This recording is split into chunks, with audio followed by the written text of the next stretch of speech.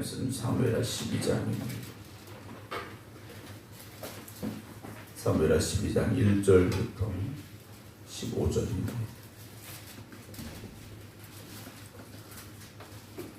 구약성경 479쪽 사무엘하 12장 1절부터 15절입니다.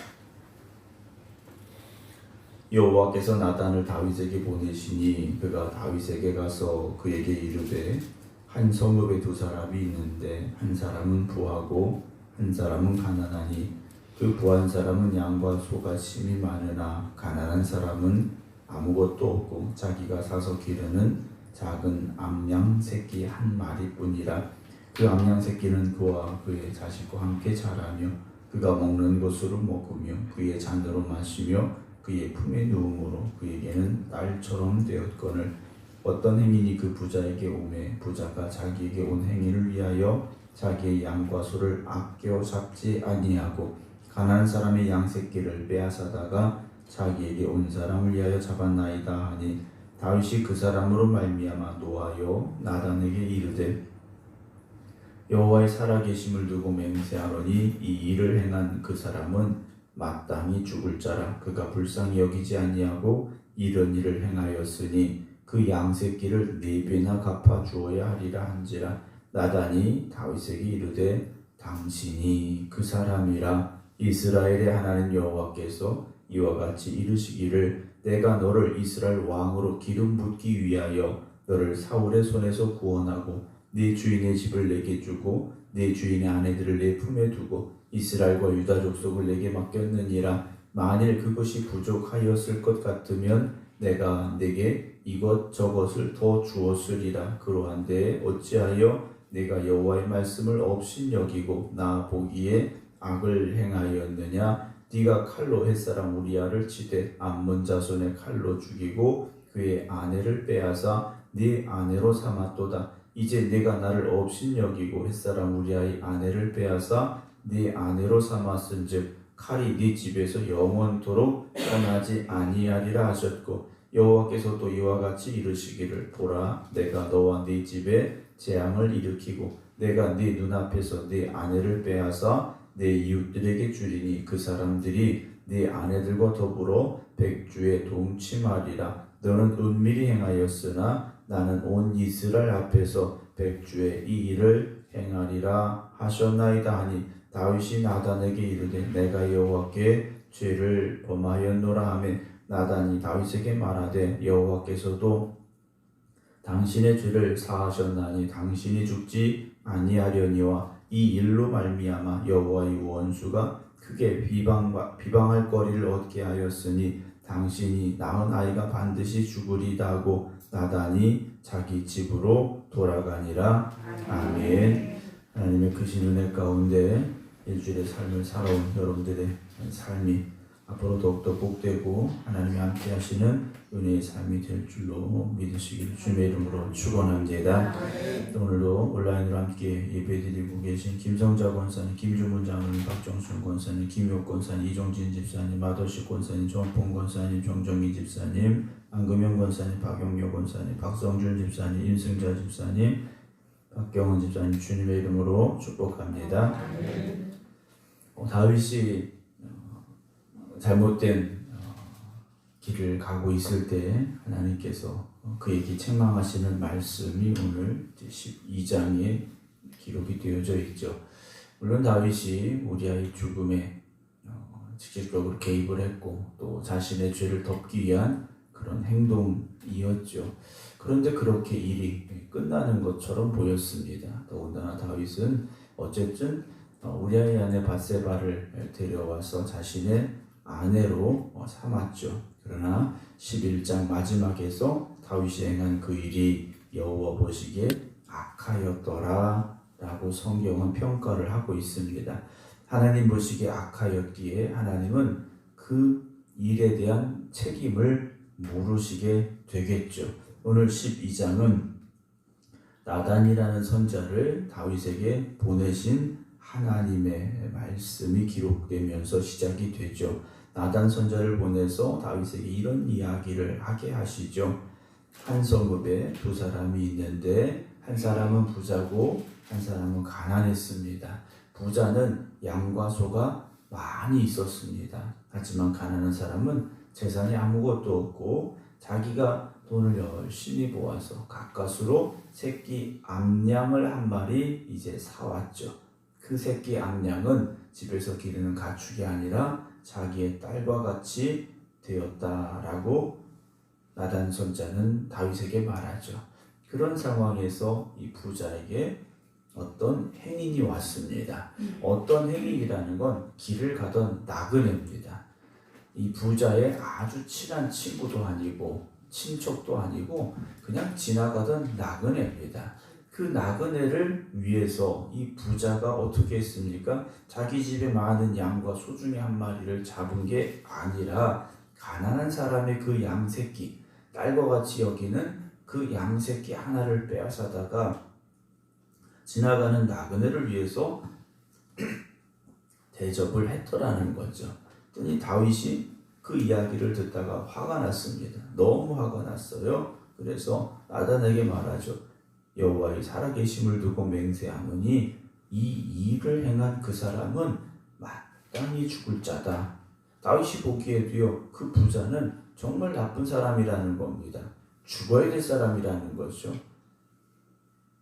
그때 나단 선자가 그렇게 말하죠. 그 사람이 누굽니까? 바로 당신이다 라고 말해요. 그 사람이 당신이다. 시간이 거의 1년이라는 시간이 지나갑니다. 1년이라는 시간 동안 다 잊혀진 것 같았습니다. 별일이 없었기 때문이라는 거죠. 다윗도 그렇게 잊혀가고 있었던 일이었을 겁니다.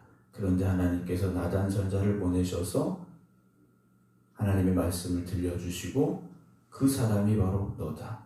죽을 사람이 바로 너다라는 이 음성을 들려주시죠. 그러면서 나단 선자가 하나님의 말씀을 전하게 되는데요. 7절에 보면 그 사람이 당신이다 하면서 이스라엘의 하나님 여호와께서 이와 같이 이르시기를 내가 너를 이스라엘 왕으로 기름 붓기 위하여 너를 사울의 손에서 구원하고 네 주인의 집을 내게 주고 네 주인의 아내들을 내 품에 두고 이스라엘과 유다 족속을 내게 맡겼느니라. 만일 그것이 부족하였을 것 같으면 내가 내게 이것저것을 더 주었을 텐데 어째서 네가 여호와의 말씀을 업신여기고 나 보기에 악을 행했느냐라는 책망의 말씀을 하나님께서 나단 선자를 통해서 주고 계시다라는 거죠. 하나님께서 하신 말씀 뭡니까? 네가 여호와의 말씀을 업신여겼다라는 겁니다. 우리가 죄를 짓는다라는 건 결국 욕심이 잉태하여 죄를 짓게 되는 거죠. 그런데 성경은 단지 욕심이라는 것뿐만이 아니라 하나님의 말씀을 업신여겼기 때문이라는 것이죠. 오늘 우리가 한번 생각해 봐야 됩니다. 내가 하나님의 말씀을 정말 목숨과 같이 생각하면서 살고 있는지 아니면 하나님의 말씀을 업신여기며 살고 있는가 하는 거죠. 그저 하나님의 말씀을 선택의 문제라고 생각해서는 안 된다는 겁니다. 해도 되고 안 해도 되는 문제가 아니라 하나님의 말씀은 목숨같이 여기고 지켜야 될 하나님이 우리에게 주신 명령이라는 거죠. 근데 다윗이요, 그 사실을 잊어버렸다라는 겁니다. 사울이 자기를 죽이려 할 때에는 하나님이 기름 부어 세우신 왕이기 때문에 내가 그를 죽일 수 없습니다 라고까지 말했던 다윗이었는데 어느 순간 하나님의 뜻을 잊어버리고 말씀을 무시하고 살아갔더라는 거죠. 사랑하는 성도 여러분, 오늘 우리의 모든 죄는 하나님을 업신여기는 죄라는 것을 기억하기를 주님의 이름으로 축원합니다. 그냥 상황이 그래서 형편이 그래서 처지가 어쩔 수 없어서가 아니라 그 어떤 순간에도 하나님의 말씀을 목숨같이 여기면 말씀을 지킬 수밖에 없습니다. 그런데 하나님의 말씀을 없이 여겼기 때문에 우리가 말씀에 순종하지 않았다라는 것이죠. 하나님은 뿌린 대로 거두게 하시는 하나님이시지 않습니까? 다윗이 마땅히 죽어야 된다라고 말했습니다. 그런데 13절 보면 다윗이 이렇게 말하죠. 내가 여호와께 죄를 범했습니다 라고 다윗이 어떻게 합니까? 회개합니다. 하나님, 내가 잘못했습니다 라고 회개를 하고 있다는 거죠. 시편 51편에 보게 되면 다윗이 이 일 후에 이렇게 고백을 합니다. 하나님이여, 내 속에 정한 마음을 창조하시고 내 안에 정직한 영을 새롭게 하소서라는 고백을 하게 되죠. 오늘 우리가 그런 회개의 고백이 있기를 주님의 이름으로 축원합니다. 하나님의 말씀을 다시 여러분 목숨같이 여기시며 그 말씀 앞에 바로 서시기를 주님의 이름으로 축원합니다. 말씀에서 멀어져서는 안 됩니다. 말씀에서 멀어지면 영적으로 우리가 무뎌지게 될 수밖에 없다라는 거죠. 이렇게 다윗이 회개합니다. 그랬더니 나단 선자가 다윗에게 말합니다. 여호와께서도 당신의 죄를 사하셨으니 당신이 죽지 아니하려니와 라는 하나님의 용서를 전하게 되죠. 하나님은요, 우리에게 용서하신 하나님이시죠. 주님께서 이 땅에 오셔서 죄짓지 말아라 하신 것이 아니라 회개하라 라는 말씀을 하셨습니다. 우리는 죄인이지 않습니까? 저도 여러분들도 의인이 아니라 죄인이라는 것이죠. 그런데 그 죄인된 우리에게 하나님께서 주시는 말씀은 회개하라는 은혜의 말씀임을 기억하시기 바랍니다. 오늘도 주님은 죄에 싹신 사망을 우리에게 물으시는 하나님이 아니시라 그 죄에 싹신 사망으로 가지 아니하고 구원의 하나님, 은혜의 하나님께서 우리를 천국으로 인도하시고자 회개하라 말씀을 하고 계심을 기억하시면서 하나님 앞에 회개함으로 나아갈 수 있는 우리가 되기를 주님의 이름으로 축원합니다. 회개는 말로 잘못했습니다가 아니라 회개에 합당한 열매를 맺어야 됩니다. 오늘도 우리가 입술로만 회개하는 사람이 아니라 우리의 삶을 통해서 회개의 열매를 맺어가시고 죄에서 멀리하는 삶을 살아가기를 주님의 이름으로 축원합니다. 그러나 하나님께서 다윗이 죽지 않는다 하시는 것으로 끝나시는 것이 아니라 14절에 이 일로 말미암아 여호와의 원수가 크게 비방할 거리를 얻게 하였으니 당신이 낳은 아이가 반드시 죽으리다 라는 하나님의 음성을 들려주게 됐습니다. 그리고 그 아이는 이제 내일 드릴 말씀입니다만 결국 죽게 되죠.